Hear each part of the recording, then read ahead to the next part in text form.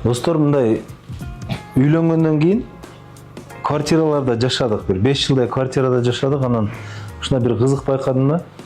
Квартирага барабыз, мындай бир тазалайбыз, ремонт кылабыз, перделейбиз, кичине мебель жасайбыз, мебель сатып алабыз.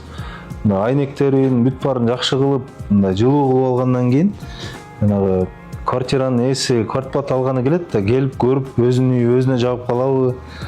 Эми кийинки айда квартиранын баасы кымбаттайт деп эле кымбаттатып салат да. Анан үйдөгү ыңгайлуулук, үйдө баасын мындай бир артат экенин түшүндүм да.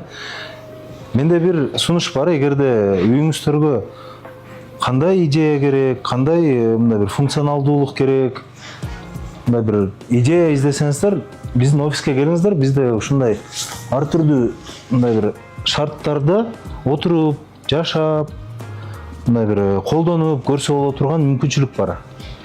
Жакса аласыздар, жакпаса мен башкача стилде жактырат экенмин деп өзүңүздөр мындай жөн эле таанышып ала бересиз. Таанышып коебуз.